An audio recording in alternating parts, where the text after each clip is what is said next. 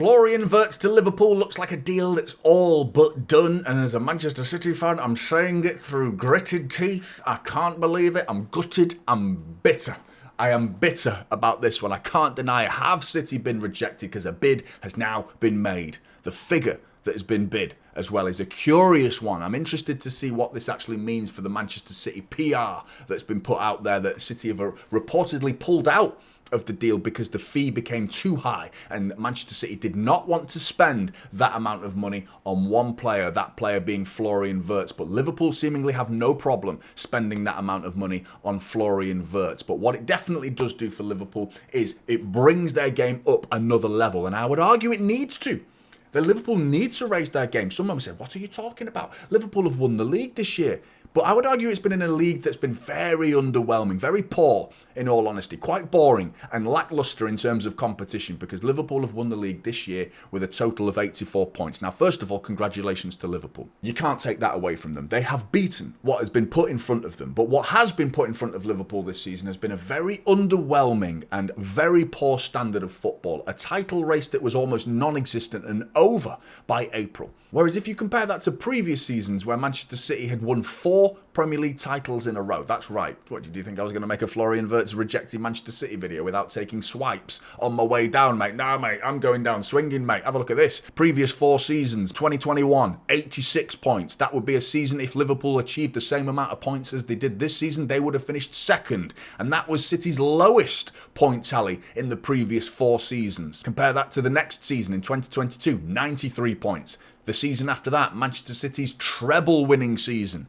89 points. And then the season after that, where Manchester City achieved a record-breaking, never been seen before, never been done, 4 in a row Premier League titles for Manchester City, was a total of 91 points. All of those seasons, Liverpool would not have won the league. So it just goes to show, Florian Wirtz is going to raise Liverpool's game, though, and you can fully expect Liverpool to be breaking that 90-point mark next season. But you can also fully expect Arsenal will be going big in the transfer market next season. Gyökeres, Zubamendi. An exciting time to be an Arsenal fan as well, because it's supposed to be their year next year. This year was supposed to be their year.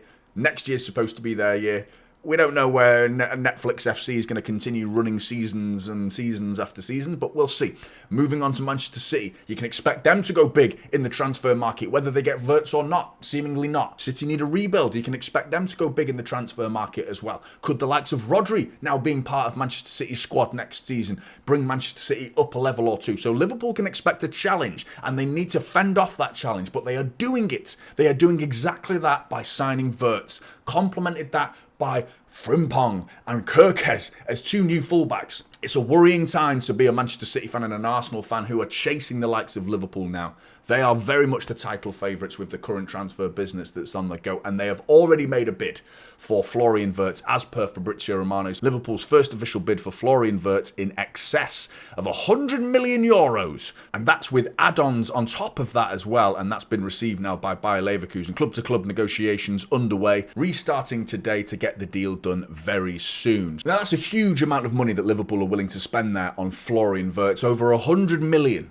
On the likes of Florian Wirtz. Some would say he's worth it. I would personally say he's very much worth it, but Manchester City do not say he's worth it. Whether that's a PR campaign or City are just hiding the fact or saving face around the fact that they've just been flat out rejected. And if that's the case, why have they been rejected? Is it the project? Is there something that Liverpool can offer that Manchester City can't, in terms of maybe the manager's style, the Slot versus Pep? Maybe Florian Wirtz looks at Slot's style of football versus Pep's style of football and said, that's a bit more for me. There's a possibility in that. The 115 charges, the elephant in the room for Manchester City. The reports are that this is going to be finished in this transfer market, and maybe Manchester City could find themselves coming out of this squeaky clean and clearing their name in this situation.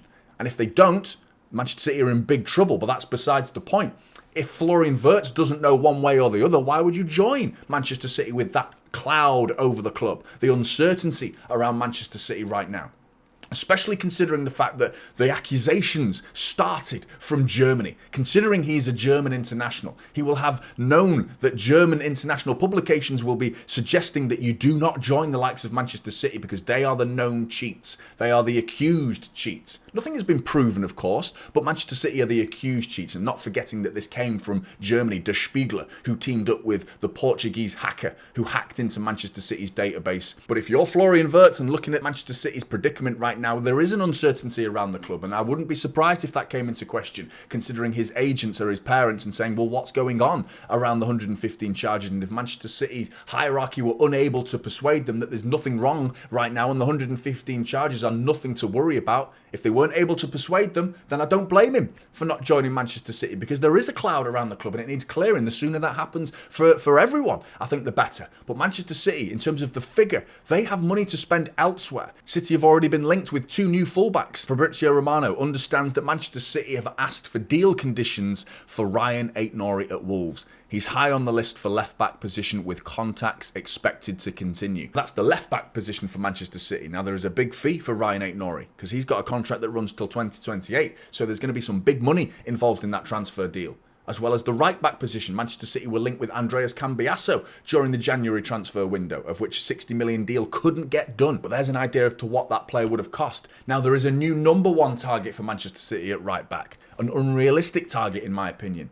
Livramento of Newcastle. Fabrizio Romano confirms that Kyle Walker won't be part of the future plans. He will leave this summer. And Tino Livramento remains the number 1 target right back for Manchester City. But it won't be easy to deal with Newcastle. This is going to be a difficult deal for Manchester City to get done, because Newcastle have just achieved Champions League football, albeit by the skin of their teeth. They've done it. So why would they want to do business with Manchester City? It's going to be a very difficult deal if Manchester City want to get this one over the line. Now, the reported fee is around £65 million. Now, I think it's going to be more than that, in all honesty. I wouldn't be surprised if this gets to 80 for the likes of Livramento, especially considering his age. He's just broken into the England squad. He can play both sides. Exactly what Manchester City are looking for right now. But the problem remains, Manchester City have money to be spent elsewhere. As you can see, Tijjani Reinders is the number 1 target so far for Manchester City, and these 3 are the most recent targets that Manchester City have been linked with. And you've got a combined total there of £200 million. Now, I have spoken to Stefan Borsson personally. I am in contact with Stefan Borsson, and those of you that don't know who Stefan Borsson is, he is a former Manchester City financial advisor. You will see him on TalkSport now talking football finance in general. But ultimately, he has told me personally that Manchester City have a transfer budget roughly of around £200 to £250 million. Well, right there, we've just shown you, with those 3 players of Ryan Aït-Nouri, Tijjani Reinders, Tino Livramento, you're looking at us spending around £200 million straight away, leaving around £50 million budget left. You aren't getting Wirtz for that £50 million, so maybe it wasn't that unrealistic that Manchester City had to pull out of that Florian Wirtz deal. But then you look at Bayern and the fact that they've had a bitter pill to swallow, because they, of course, are suffering the same pain that Manchester City are suffering right now, failing to sign the likes of Florian Wirtz. They are reportedly interested in Eberechi Eze, as per the Mirror, suggesting that Bayern Munich targets £68 million Premier League star after Florian transfer defeat. Not quite an alternative, in all honesty, because he very much tends to drift over to the left, whereas Florian Wirtz tends to play through the middle. Another potential option for Bayern Munich is Matoma of Brighton. This is Florian Plettenberg now reporting for Sky Germany that not only are Bayern interested, but Arsenal are also interested in Matoma, which would be a great addition. I think a lot of Premier League clubs would jump at the chance to sign Matoma, a fantastic player. Andrea Berta and his team are assessing various profiles, candidates for the winger. Matoma is one of them. Rodrigo of Real Madrid is considered the dream signing, but a potential deal is currently stalling due to wage demands. Again, sticking with Florian Plettenberg, Bayern Munich are also interested in Rafael Leao. Top agent George Mendes and Max Erbel have a good relationship, and there has been contact and talks regarding Leao. Not really a Florian Wirtz alternative, in all honesty, because all 3 players, Eberechi Eze, Leao and Matoma, all tend to drift over to the left side of the pitch. I'm sure they could play through the middle, but when you factor in what Wirtz does and what Wirtz brings to a side, he is an out-and-out creative number 10. And these three players that Bayern are being linked with are going to get you goals, they're going to get you assists, but they do not play through the middle like Wirtz. And Manchester City are looking at other alternatives as well. But where do everyone need to strengthen? Considering Wirtz is on his way to Liverpool, it's been a bitter pill to swallow for Bayern Munich and Manchester City in particular. But there is so much transfer news on the way, and that's why you need to subscribe to Transfer News Live. Stay up to date. Go and follow the other socials of Transfer News Live. Take care of everyone, and I'll see you in the next one.